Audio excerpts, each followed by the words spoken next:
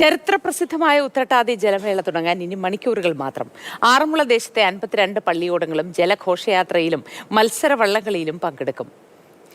കണ്ണനും അഭിലാലും ജയലക്ഷ്മിയും ഒക്കെ വിശദവിവരങ്ങളുമായി നമുക്കൊപ്പം ചേരുന്നുണ്ട്. വള്ളംകളിയുടെ വിശേഷങ്ങൾ ആദ്യം കണ്ണൻ നായരിലേക്കാണ്. Good morning Kannan. വീണ്ടും ഒരു ഉത്സവ റിപ്പോർട്ടിങ്ങിലേക്കാണ് കണ്ണൻ. ഈ ഉത്സവകാലമായാൽ ഇങ്ങനെ നിരവധി ഉത്തരവാദിത്തങ്ങൾ വരുമല്ലോ. അപ്പോൾ ഏറെ സന്തോഷത്തോടെ ഈ ഓണത്തിൻ്റെ സമാപനം കുറിക്കുന്ന ഘട്ടത്തിലേക്ക് വരുമ്പോൾ ഈ ഉത്രട്ടാതി ജലഘോഷയാത്രയും വള്ളംകളിയും ഒക്കെയാണ് ഇന്ന് നമ്മൾക്ക് മുന്നിലുള്ളത് അല്ലേ? സന്തോഷത്തോടു കൂടി വളരെ സമഗ്രമായി തന്നെ ഈ കാര്യങ്ങളൊക്കെ പ്രേക്ഷകരിലേക്ക് പങ്കുവയ്ക്കാൻ, നമ്മുടെ പ്രേക്ഷകരിലേക്ക് എത്തിക്കാൻ നിങ്ങളൊക്കെ തയ്യാറാണ്, സജ്ജമാണ് അല്ലേ? തീർച്ചയായും. Good morning Mothi. നല്ല ഒരു വള്ളംകളി കാണാൻ വേണ്ടിയുള്ളൊരു കാത്തിരിപ്പിലാണ്. വള്ളംകളി എന്ന് പറയുമ്പോൾ വഞ്ചിപ്പാട്ടും വള്ളപ്പാട്ടും ഇല്ലാതെ എന്ത് ആഘോഷം. അതുകൊണ്ട് തന്നെ വഞ്ചിപ്പാട്ട് പാടി വള്ളപ്പാട്ട് പാടി തുടങ്ങാം അല്ലേ? ഗോവിന്ദ തിരുനാമ സങ്കീർത്തനം ഗോവിന്ദ ഹരി ഹരി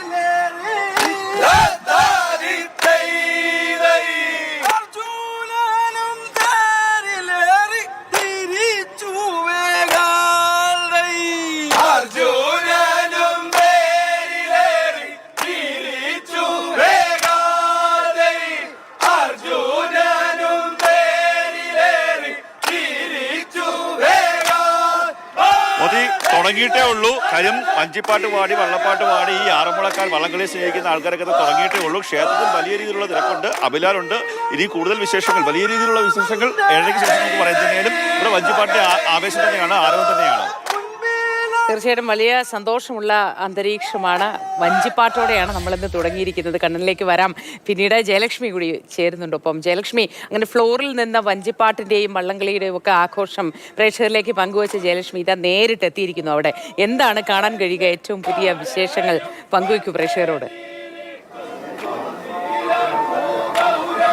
ഗുഡ് മോർണിംഗ്. ശരിക്കും ഞാൻ വലിയ സന്തോഷത്തിലാണ് ഇന്ന് തിരുവാറന്മുള അപ്പൻ്റെ സന്നിധിയിൽ നിന്നുകൊണ്ട് ഈ കാര്യങ്ങളൊക്കെ റിപ്പോർട്ട് ചെയ്യാൻ പറ്റുന്നു എന്നുള്ളതിൽ. ഇവിടെ വലിയ രീതിയിലുള്ള ആഘോഷമാണ് ഓരോ ആളുകൾക്കും. കാരണം ഭക്തിയുടെ അങ്ങേയറ്റമാണ് ഇന്നത്തെ ഇവിടുത്തെ ഓരോ കാറ്റിനും ഓരോ മണ്ണിനും ഇന്ന് ആ ഒരു വള്ളംകളിയുടെ ആവേശം തന്നെയാണ് ഉള്ളത്. തീർച്ചയായിട്ടും ഇപ്പോൾ ആറന്മുള ക്ഷേത്രത്തിൽ പൂജാകർമ്മങ്ങളൊക്കെ നടക്കുന്നുണ്ട്. അതേപോലെ തന്നെ ഭക്തരൊക്കെ എത്തുന്നുണ്ട് തൊഴാനും മറ്റുമായി. ഇവിടുന്ന് ഭദ്രദീപം തെളിയിച്ചുകൊണ്ട് സത്രക്കടവിലേക്ക് പോകും. അതിനുശേഷമായിരിക്കും മറ്റു കാര്യങ്ങളൊക്കെ നടക്കുക. ഇവിടെ അതിനുള്ള ഒരുക്കങ്ങളൊക്കെയാണ് നടക്കുന്നത്. ഇവിടെ ദൃശ്യങ്ങളിൽ കാണാൻ സാധിക്കും. തുഴയുണ്ട്, മറ്റ് വെറ്റിലയും അടക്കയും ഒക്കെ വെച്ചിട്ടുള്ള സജ്ജീകരണങ്ങളൊക്കെ ഒരുക്കുന്നുണ്ട്. അതേപോലെ വലിയൊരു അത്തം നമുക്കിവിടെ കാണാൻ സാധിക്കുന്നുണ്ട്. അപ്പോൾ ഇവിടെ ക്ഷേത്രത്തിൽ ഇപ്പോൾ ആ ഒരുക്കങ്ങളൊക്കെയാണ് നടക്കുന്നത്.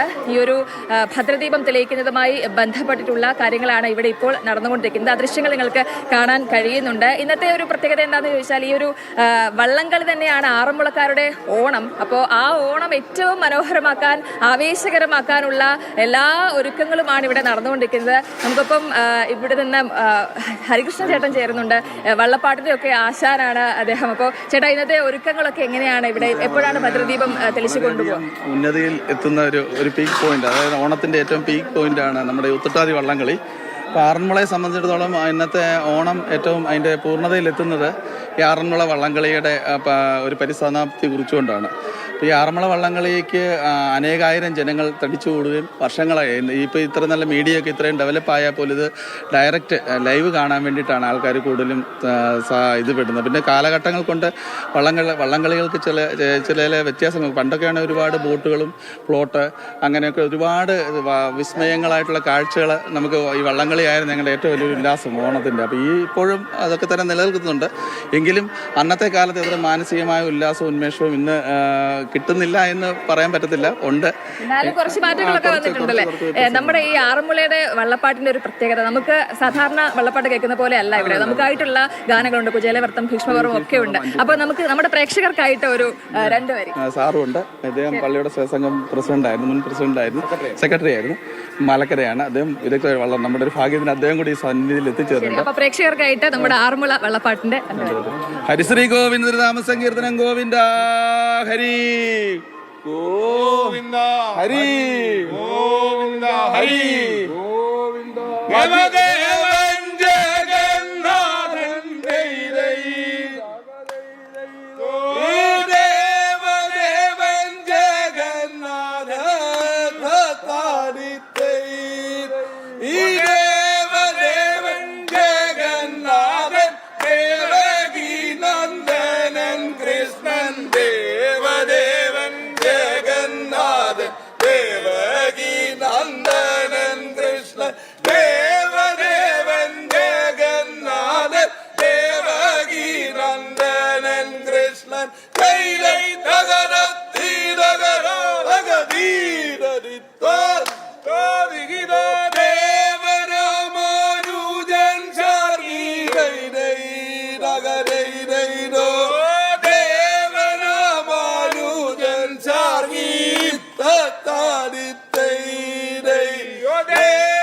ദേവരാമാനുജൻ ശാർഗി ജഗന്നിവാസൻ ദേവരാമാനുജൻ ശാർഗി ജഗന്നിവാസൻ